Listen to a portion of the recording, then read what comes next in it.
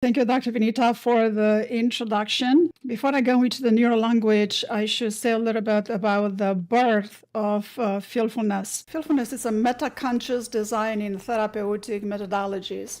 Why I named feelfulness feelfulness, and feelfulness doesn't exist in dictionary just yet because I coined the term.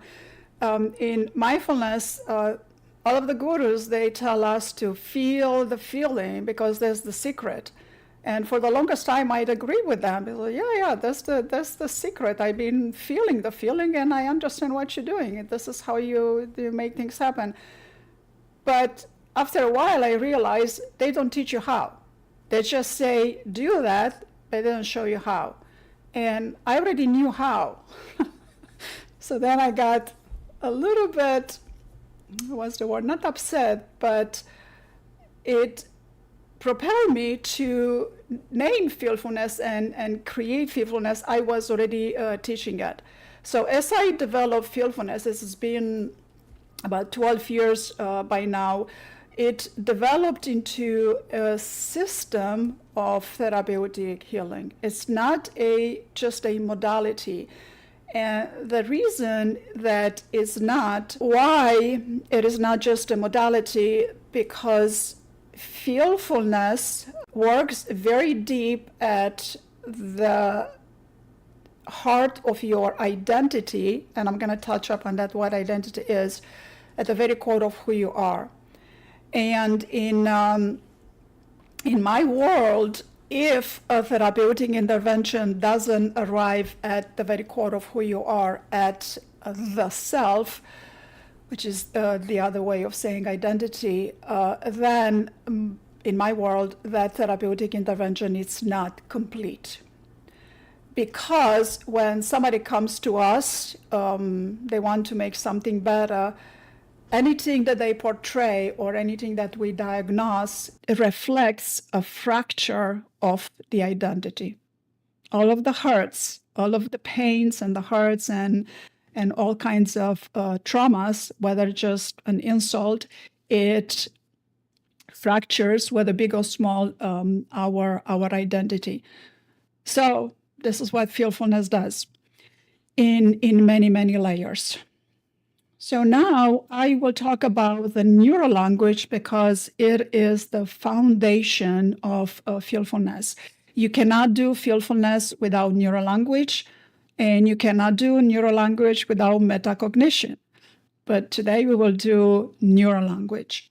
Neuro-language in feelfulness is a structured emotional feeling language system that is made of word patterns that it's easy to call them word triangles. And why triangles is because we want to move from binary or polarity into a triangle, because that will create something I will present just in a little bit. Now, word triangles are not suggestions. They are structured, they are symbolic. It operates at identity level, not at behavior, not at beliefs or values, at behavior and experience, and it bypasses cognition, but involving cognition, it bypasses cognitive resistance. So neuro-language is, in short, is not about installing ideas. It's about constructing a felt identity. Because all of the success that we have in life, it's felt. All of the hurt that we have in life, it's felt. And as human beings, we feel before we think. In a womb, we feel before we think. And it takes a while to develop the thinking. And even in a womb, scientists have shown us that the heart is what develops first before the brain. So that's not to say that the thoughts reside in the brain only, because they don't. There's a lot of thoughts that reside in the heart, and we call that feeling. Now, in feelfulness, feeling and emotions are two different things, and I will show you that.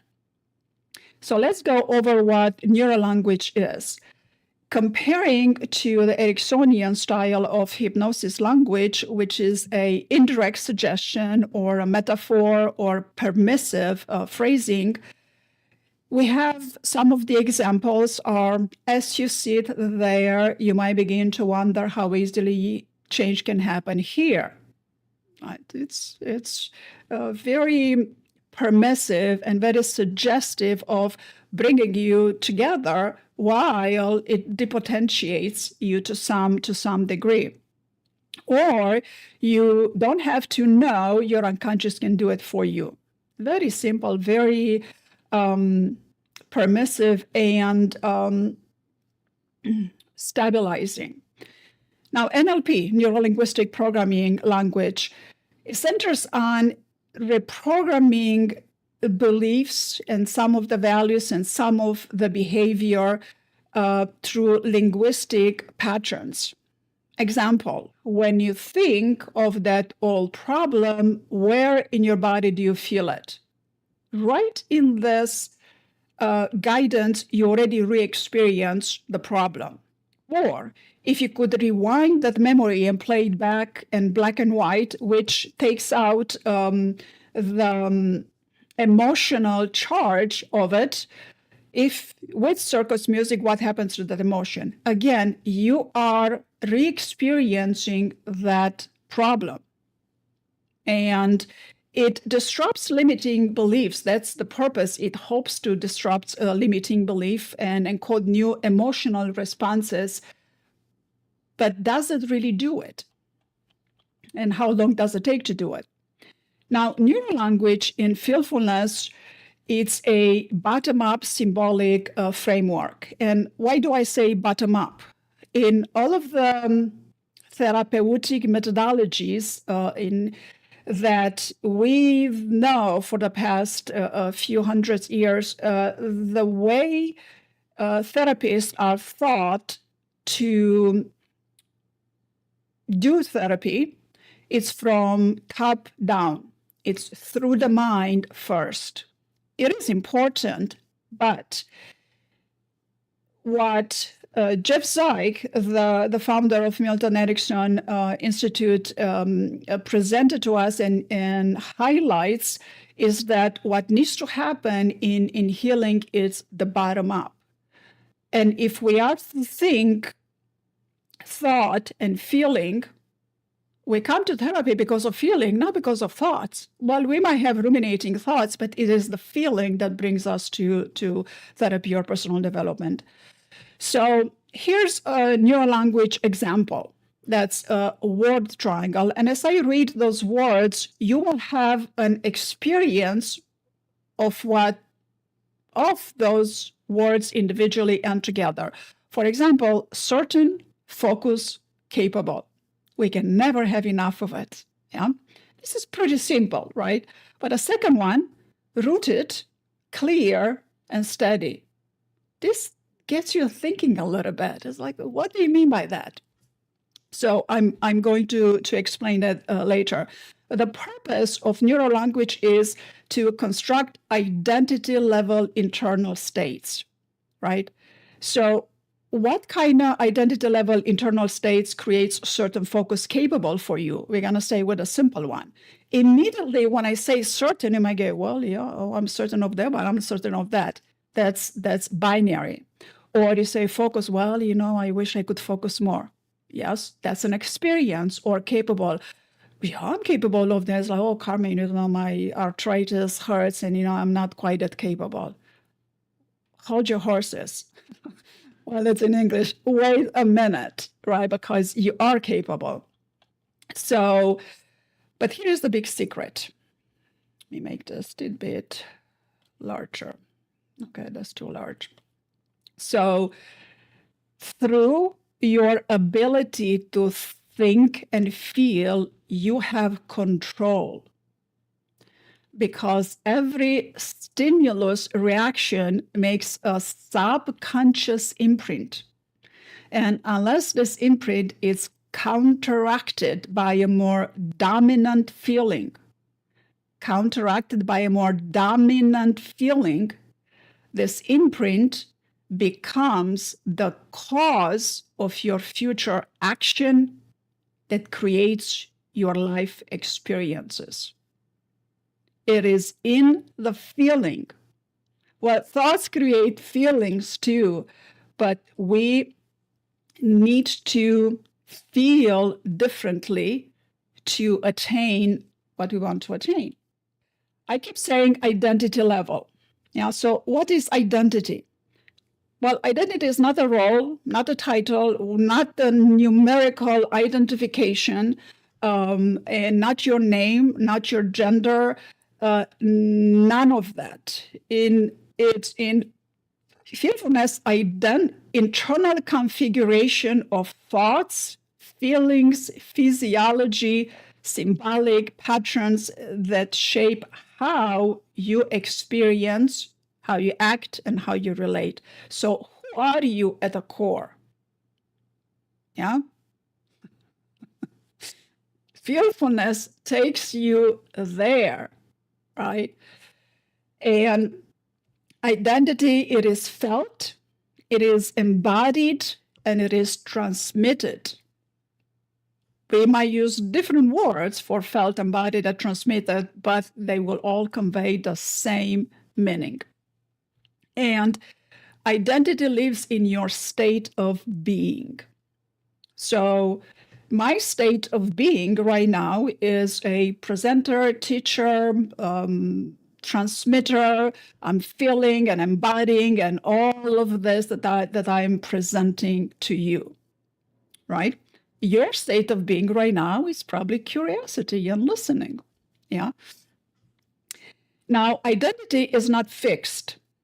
It is constructed. And if we stay just only with constructed, you will realize that as you grow up, your identity constructs based on your path in life, what you do, your experience, what you've been taught, what you've been told, do this or not do that, this is good or this is not good, social hierarchy. So a lot of us understand identity as a social hierarchy. No, that's just social hierarchy. That's part of your identity, just a little bit, right? But identity is constructed, rehearsed, and stabilized through emotional feeling states, through internal narratives, and through symbolic structures. And I've just taken you through internal narrative and symbolic structure with those triangles, capable, certain, focus, right? You already had a narrative in it. Oh, you see capable, you focus, all of that. It is natural. It's a automatic mechanism we all have. But what we don't have yet is construction, rehearsal, stabilizing with this Neuro-Language to recreate, upgrade a narrative and the structures. So fearfulness, it teaches you that you don't just discover your identity. You generate your identity at will. Who are you? This is who I want to be. I will become that. Because all of us have grown up with so much conditioning. And I'm not even gonna go into the cultural conditioning, which maybe we should do another session. Because there's a lot of cultural conditioning. I grew up in Romania, and you being in India, do you know what I'm talking about? Cultural conditioning, a social hierarchy, and you're good enough, you're not good, you should do this, you shouldn't do this, right? So, but then when you had enough of it, or when you want more, you think of who do you want to be? Well, I kind of know who I am actually outside of this conditioning. I will continue to respect all of that, but then I'm going to become who I want to be with or without or in between all of this cultural conditioning. Now, word triangles, the basis of Neuro-Language, they are going to be rehearsed through thought-feeling practices. You take a thought and you feeling and you practice. And that creates a state of being. So your identity, it's constructed through many, you begin to generate and construct your identity through this state of being. Thought feeling practices are not meditation, are not hypnosis. They are a complete experience that work at the very core of who you are. And this thought feeling practices, it will actually show you who you are, yeah? Who you probably forgot you are. So Neuro-Language constructs, these word triangles are constructed by evocator, movers, descriptors, modifier. It's not as complicated. Not at all. I have a list of all of this. But you see, evocator, they stir emotional resonance. Movers, it gives you a direction and a momentum. And descriptors, modifier, gives you the how, the flavor, right? And create together, they create a neural symbolic structure that gets imprinted in your nervous system in automatic habits, because who you are, automatic habits are part of who you are. And again, these are not affirmations and they're not suggestions. They are blueprints that shape your inner state. And this word triangles, the evocator, mover, descriptors, they're not haphazard. They're not just any words. They're very carefully crafted structures. And examples: trust, anchor, balance. You already had an experience. You had a narrative of what trust, anchor, balance is. Present, relax, solid. Now, that's a little bit, what do you mean solid? Because when I'm relaxing, what about solid? Right? Confident, strength, and genuine, that's a bit more simple to understand right away. Now, word triangles are language construct. They replace negative states by default. There is no arguing in your narrative, in the back of your mind. There's no arguing with this, because they are constructed in such way to depotentiate and double bind all together, like that, 3 words. But the beauty of it, that for us therapists, we begin to use word triangles to diagnose and to prescribe.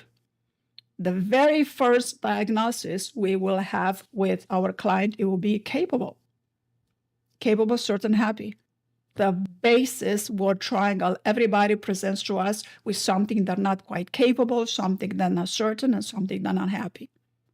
But capable, certain, happy, if we keep on rehearsing that, you never run out of capable. There's always something to be capable of, especially technology. But even outside of technology, we always need to be capable of something. So in diagnosis, we identify the dynamics that influence the client's thought, emotions, and behavior, their subconscious processes and emotional triggers. Now, it's not just subconscious patterns, it is processes. This is much more important than patterns. Patterns are easy to identify. We have a whole manual of DSM, a whole long list of diagnoses. No, process is. How does the client processes their patterns and they're capable? Then in the prescription, we will empower the client to consciously choose their thought feelings that aligns with their goals. Because a client comes to us with a goal. They want to make something better. What do you want to make something better? This and that. Then here's the few word triangles that will help you achieve that. Then we have primary triangles and supportive triangles, visualization, transformation. But what I want to show you right here, is that On this side, I don't know if you can see my mouse. You don't see my mouse. On my left side of the screen, you have emotions as reactive, and on my right side of the screen, you have feelings, which are conscious in feelfulness. Again, emotions and feelfulness not the same. Emotions are reactive, and there is a stimulus that triggers an emotion, and they're rather short, but they can be destructive, and usually they are. But as it goes through the neuroscience, the certain parts of the brain, it has a minimal impact on the evolved part of the brain, right? On the intelligent part of the brain. It pretty much stays into the limbic part, into the animal side of the brain. All animals, they have a limbic system, right?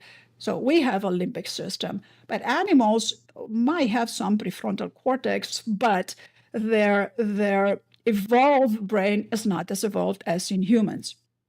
So in feelings, in fearfulness, a feeling is an intention, a choice, up until it becomes a default, that you just bring it up just like that.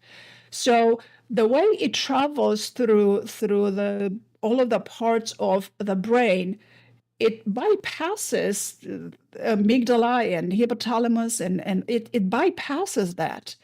And it goes eventually, it goes through the insula, which is interoceptive awareness, as opposed to when an emotion reaches the insula, it reaches it as a somatic registration.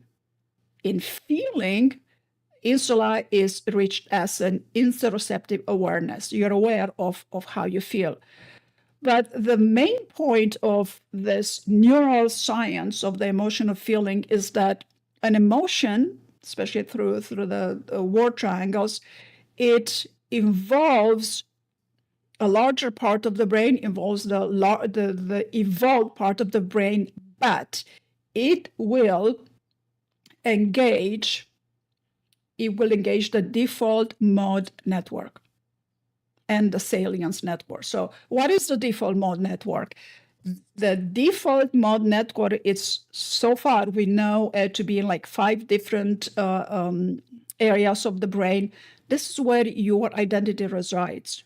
This is where who you are resides. This is when you go into relaxation, it goes straight then into a default mode network.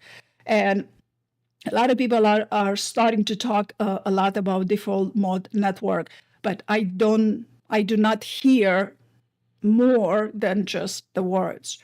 So the way to reach your default mode network in the brain, in addition to the salience network, salience values, what you like, what you don't like, is through feelfulness. What is identity? I promise you I would touch upon identity a little bit. So identity level in Neuro-Language, again, it's a bottom-up symbolic network. Did I go over this? No. So let's go over the same triangles. So, and the purpose of this word triangles, Neuro-Language, is to construct identity level internal states. Now, mind you, you are going to be presented with a triangle, and it's going to evoke an internal state, and then are you going to have that state for a long time? No, you're not. You have to rehearse that, and thought feeling practices is what rehearses that. So let's look at certain focus capable, because it's an easier one. Certain can be an evocator, a mover, and a descriptor. Focus and capable as same. Every word can be an evocator, mover, and a descriptor. What do you mean? What's certain or certainly, right? Focus or focusing. Capable or capableness. Okay? Now let's look at this triangle, which is a bit, which one I said it was? Not this one. Do I have this solid one here? No, I don't have the solid one here. The rooted, clear, and steady. So as you hear rooted, clear, and steady, it evokes something. As rooted as an evocateur evokes groundedness. As a mover, anchors the movement of your awareness in your body. As a descriptor, it describes the quality of your inner strength and connection. And so does clear, and so does steady. Now, steady, I'm going to present steady again in a different format later. Steady invites calm and rhythm, it stabilizes fluctuation and agitation, infuses the moment with balance and evenness. Gentle, curious, present is a rather easy one. So, word triangle in practice. Earlier, I talked about one word triangle creating depotentiation and double bind. And depotentiation and double bind, they're not simple techniques to use with Ericksonian hypnosis. It takes quite a while to study and understand the depotentiation, more so the double bind, right? So let's look at security, allow, steady. Now, before we go into a story, let's keep it simple, because simple goes a long way. And security, and when I would guide you as a client, security as in lock the door. It's like, oh, I know when I lock the door, yes, that is security. We keep it very simple, right? We're not talking about security to the airport. No, that's complicated. Not everybody flies. Not everybody gets to an airport, but everybody locks a door at some point in time, right? And then I say, allow. And I say, allow as in open the door. And here, there is a symbolic contradiction. Here's the depotentiation, the cognitive dissonance. Then the client says, but if I lock the door, why would I open it? Good job already. And then I go steady. Steady as in keep the door open. That third word, you see how it takes away the binary and it resolves the dissonance with the third position. And not as a return to safety by closing, but as a new truth. Oh, openness can be steady. I can hold this. Well, yes, stay open to a reception, right? And already the client was given security. They've received the security because they already experienced this. This is so familiar to lock the door. And then it's also familiar to allow the door as you open the door. And then steady, keep the door open. That happens a lot in daily life too. But the way this triangle, it puts together, the subconscious does not resist. It just goes a little bit, but if I lock the door, why would I open it? No, the subconscious will not resist because it was never attacked. You never re-experienced a problem. You are immediately solving a problem with security, allow, steady. And this is how you restructure, this is how you repattern. Because as you go, just one word triangle, as you go through this is a felt experience. That's it. And this can be done in 5 minutes, 10 minutes. All right? Now, other word triangles are appreciation, gratitude, graceful. This is what we all want to be. I hope everybody wants to be appreciative, grateful, and graceful, right? Present, commanding grace. Now, this is a very important state of being, especially to us therapists, because you want to command your presence, but you want to be graceful. And we have not been taught how to command our presence with grace. We have not. We have been told that's what you need to do. Do it. Otherwise, you get a bad grade. But nobody teaches you how to command your presence with grace. We are graceful as therapists, but sometimes we do not command our presence. And I'm not going to go very deep into this, but as an example, with this legacy metaphor example, the cracked mirror, everybody can have this presentation. This can be emailed to everybody should they choose to receive it.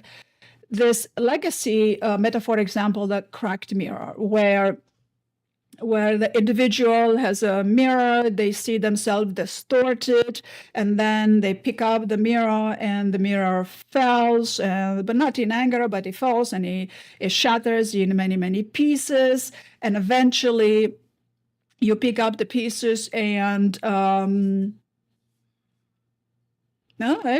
the metaphor doesn't even give you an idea of you putting the pieces back together. It just stays, you are being reflecting that there's many pieces that broke away. Yeah, and it's not bad because you want to break away all of the patterns. So it evokes an experience nonetheless. But the therapeutic limitations of this legacy cracked mirror script is that it does not have a structured depotentiation. It lacks a double-bind resolution. It has an incomplete somatic integration, and the identity work is not there. It just remains externalized. And there's no oscillation between conscious and subconscious. Well, there might be a little bit if you do a guided meditation hypnosis with it. But the ending of it is cognitive, is not embodied, right? So what we do, we take the same script. It's a good script. It's very, it's a powerful script. What we do with that, we take that and we plug in Neuro-Language.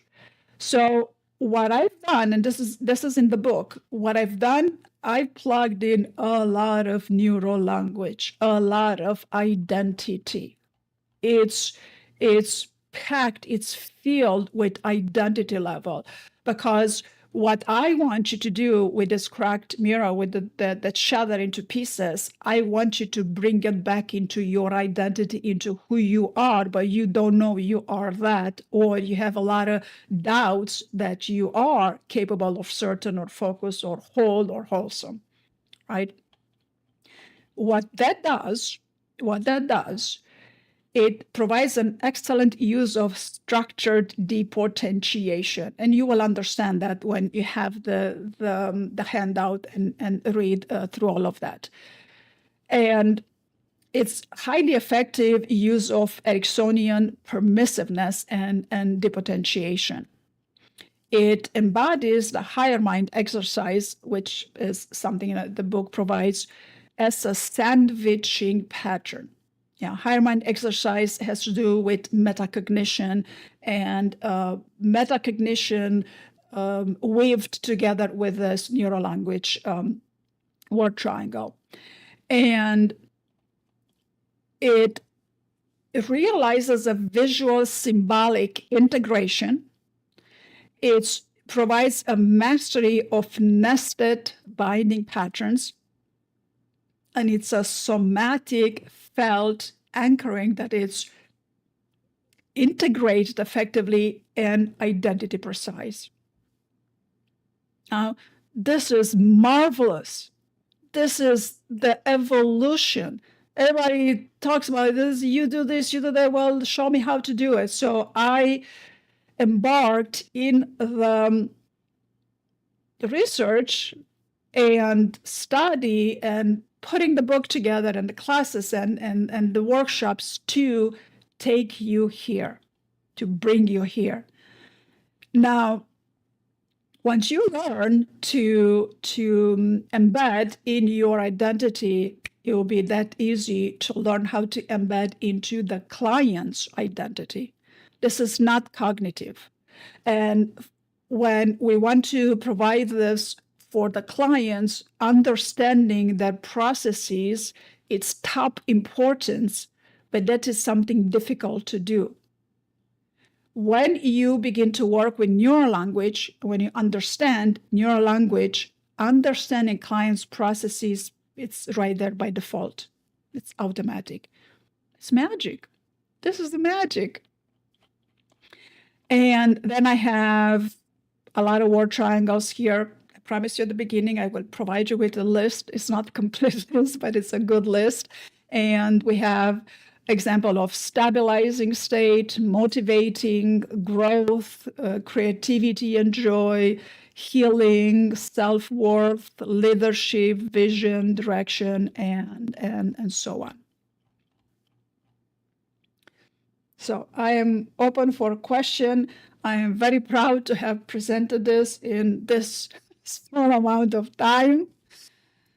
So let's hear your feedback and your question. Yeah, so kind words, this was really very Excellent. Yes, I'm going to give you the short answer of emotion is reactive and it comes before the feeling in certain circumstances. But let me address manifestation. A lot of people are not familiar with manifestation. Your culture is familiar with manifestation. So yes, please use feelfulness for the purpose of manifestation, but don't restrict it only to that. Yeah, because when you become who you want to be, you will attract that which is successful as you are. Or as a therapist, you will attract those who want to be that. And this is a big deal, right? So stay with manifestation, but that's not the primary purpose. Over here with in United States and Romania and other countries too, people are beginning to understand meditation, are beginning to understand mindfulness, but they're very attracted to manifestation. Hang on a little bit up until you begin to practice what needs to go towards manifestation is a long road. So let's first learn how to meditate. Let's first how to do mindfulness. Let's just sit in a quiet, do many things. So yes, for the Indian cultures, for all of you that do mindfulness and healing practices, go ahead, do manifestation. Other people, if they haven't spent a lot of years on how to do that, not yet. Yes, definitely. Let me, I'm going to attach this presentation right here in the chat and we can move forward with the next question. I am happy to provide this. And I am happy to hear that this is desired. Yes, everybody will have links to my website, also to my book. And my book will list, it has a large amount of academic commentaries. And we are looking at Carl Jung work and how feelfulness expands that. We're looking at Milton Erickson and how feelfulness expands that. William James, Antonio Damasio. Antonio Damasio is it's a well-known neuroscientist, which talks about the self, the conscious brain, and also David Hawkins and many others. So I spent a lot of years doing the research and bringing this into a language that people can understand and relate to, especially professionals. I was asked if I experience binary. Yes. Whenever we yes, it is very natural for us to experience binary and to dance in between. So what we do about it, we do word triangles. We take a third position. And if we don't know what's the open and close, we don't know what the third position is, then you can just think of direction and how, just how. And then that immediately takes you out of binary. Open and close, like how open and close? And you've already gotten so many answers in the feeling before that comes out through words. Does it make sense? Okay, I'm going to talk about this one client, which I've a Romanian client, which now we're friends for life. She's done a lot of personal development. She hasn't finished the degree in psychology school just yet. It's just a matter of moving from Romania to United States and then see how you're going to finish the school. So she's well versed in psychology and personal development. And the language which she portrayed to me, it was easy for me to understand that it's something she's done a lot of work. But there was something in her growing up in her past, there wasn't any abuse, any trauma, but there was neglect. There was a lot of neglect, responsibility, and neglect, and a lot of religious trauma. Well, yeah, there's a trauma, religious trauma. So when she was about 8 years old, her sister arrived. So back then, many years ago, in the 70s, there's no babysitting back then in Romania, and she was left to care for her sister. She was still a child. She needed to be cared for. Now, was it 24 hours a day? No, it wasn't. But that created a neglect. Neglect is a traumatic experience to some degree because it happens for a long time. It goes on for years and years. It's not just one time, right?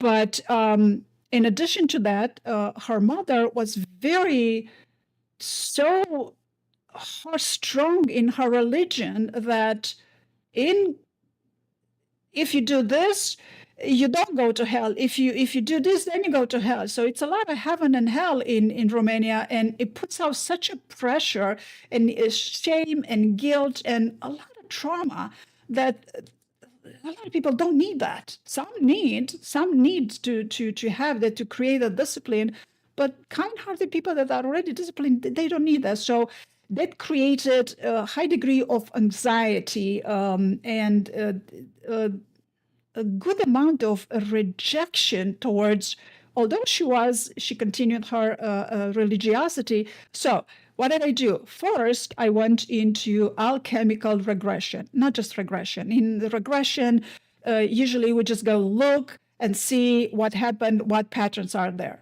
Well, thank you very much. What do we do for that, right? So what I do, it's alchemical regression. And as we went through that, she's never had hypnosis. Yeah, but she was very open to it. As we went through that, I invited the subconscious to cooperate to a degree to which the subconscious is comfortable to work it today, because we can always reveal more later.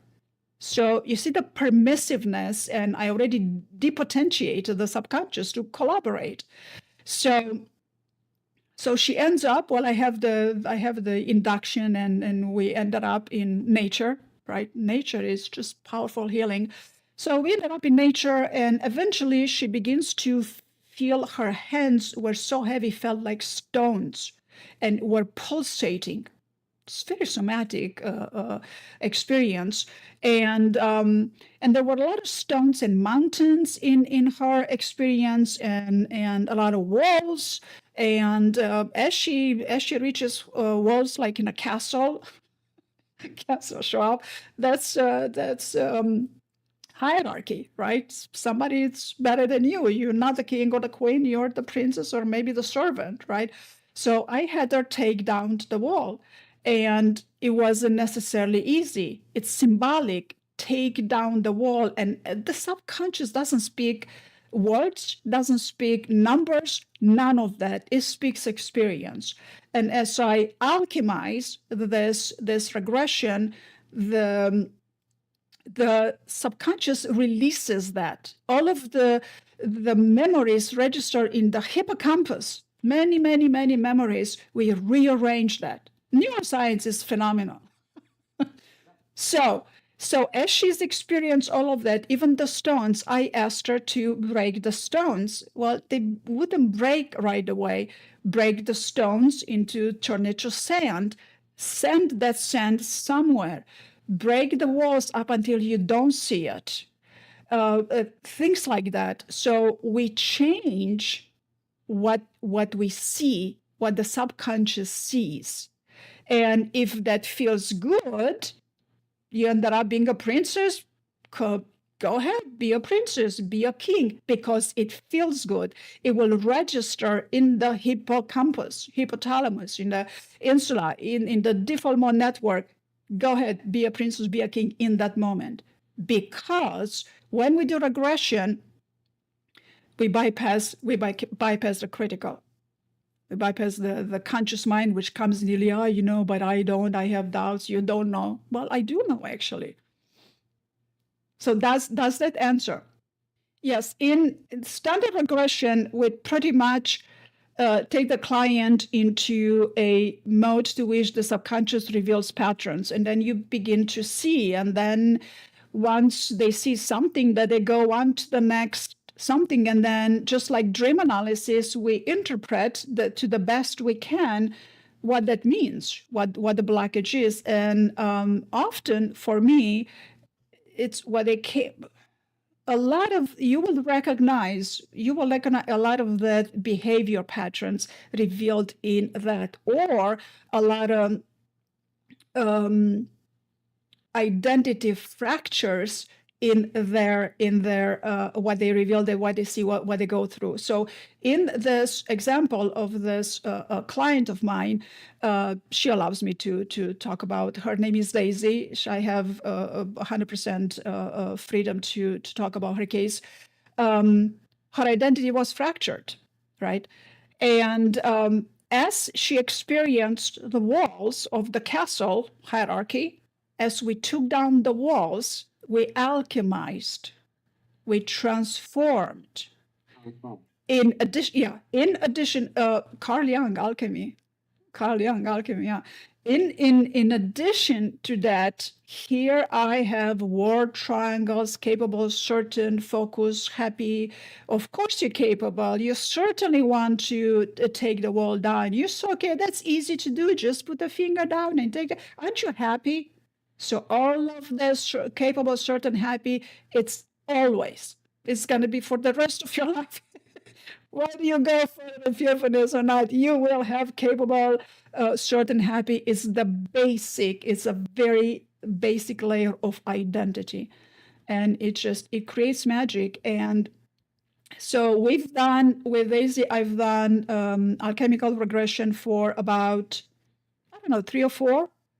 And towards the 4th one, there was a bit more alchemy to it. Then her mother was to come visit to the United States.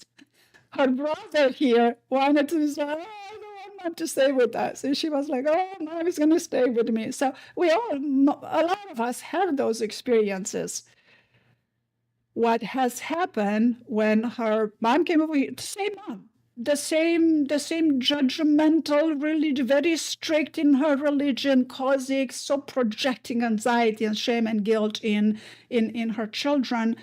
What Daisy has done, her mother, of course, began to behave in the same religious judgment. She looked at her.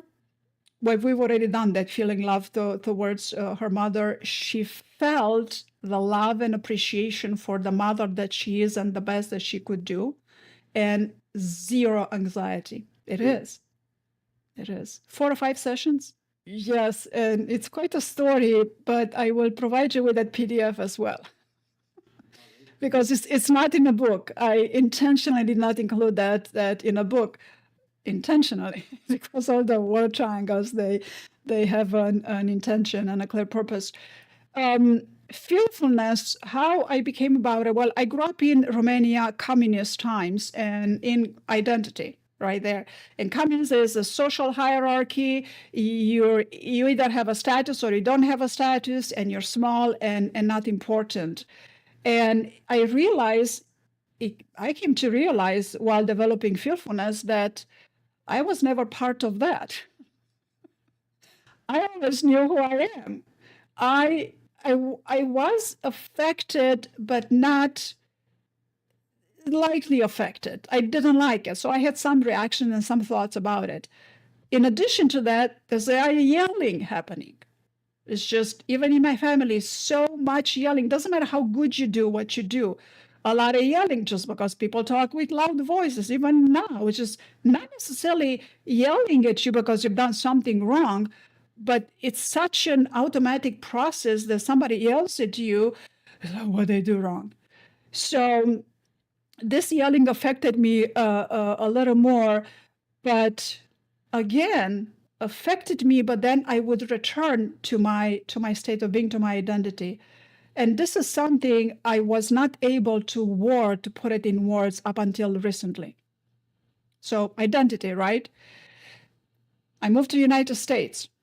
Everything that I knew to be good, right, valuable, all of that, it didn't make sense anymore.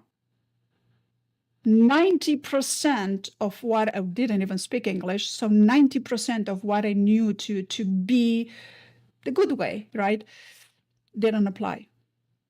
Talk about it wasn't an identity crisis, but it pushed me, and it was all subconscious. It took me a while that I arrived to like, what am I good at? It wasn't like, who am I? It's like, what am I good at? I don't like it. I wanted to go back to Romania. I really, really don't like it. And I came here to family, to two of my brothers. Then I got to a point, it's like, what am I good at? Oh, school, I'm good at. So then I went and took some classes, computer classes. I aced it. By the year 2000, I started meditating. But not in your typical, the way you meditate in India, you sit in a lotus and you have the mudras. No way, it's not gonna happen, right? So I found sound meditation, binaural beat.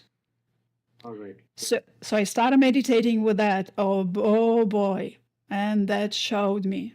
And interesting that as I was meditating, see, with the sound meditation, my conscious mind was kept busy. It was doing something, while my subconscious mind was ready to explore. And I noticed myself go straight into healing modalities. Never studied them. I went straight into healing modalities. Yeah. Oh, a lot of Gamma, but oh yeah, now I do Gamma, but you don't meditate with Gamma. Gamma you enjoy, and Gamma you listen to as you do right now, as you do a lot of work. Feelfulness will take you into Gamma. All of this Neuro-Language, when you become who you want to be, all of that identity, it creates certain new brain waves, and you want to stay in Gamma, what otherwise we know as flow.